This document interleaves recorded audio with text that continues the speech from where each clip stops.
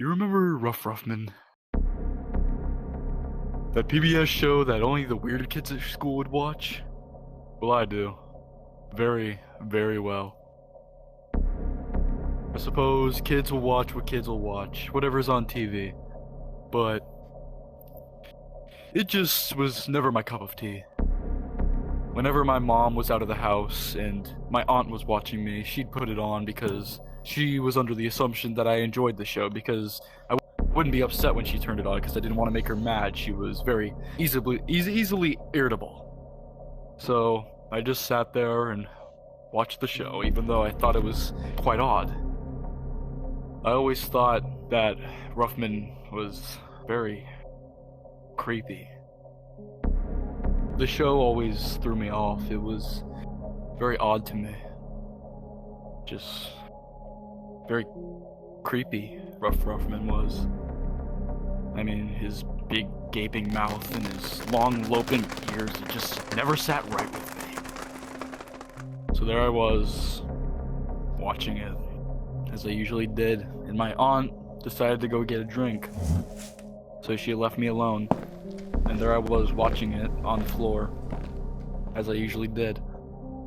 And Ruffman said that it was time to call in another guest, and suddenly my face was on the screen, next to Ruffman. And he asked me a few questions about my life at home. And I was startled, to say the least. I mean, how did this even happen? I was too stunned to speak, and he looked at me through the screen. He whispered something to me that I'll never forget. He said, I'm gonna kill you, gouge your eyes out, and then put your eyes inside my eye socket so I can see.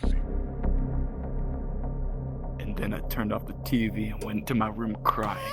And my aunt said, "What's wrong? What's wrong, darling? Why are you crying?"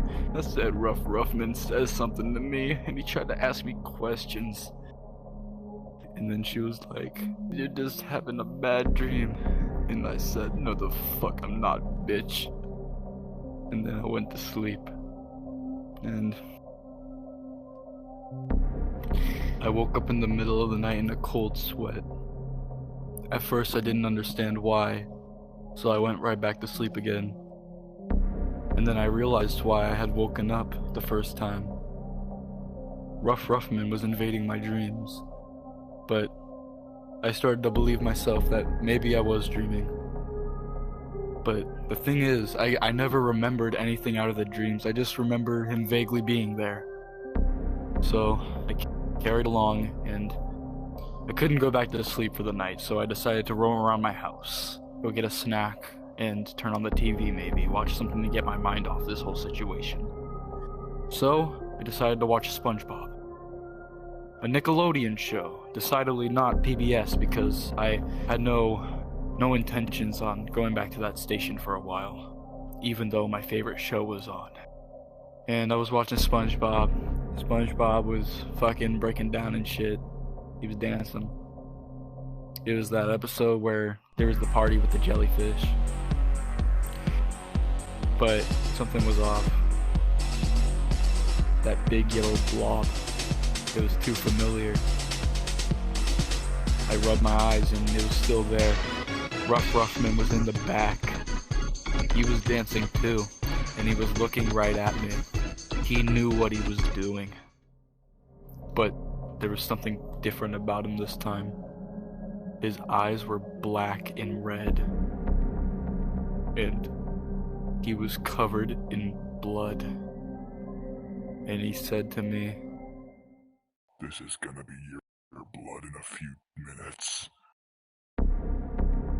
And then I screamed and turned off the TV and went under my pillows in my bed. And then next thing I knew, it was morning. It was almost time for school.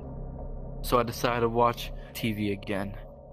But instead of turning into SpongeBob or something cool, it was Ruffman, and his eyes were hyper-realistic and bloody.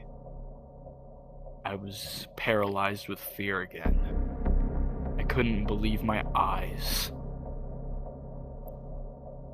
I started shaking and quivering, and then I felt a tap on my shoulder. It was Ruffman in real life. And he killed me. With his hands.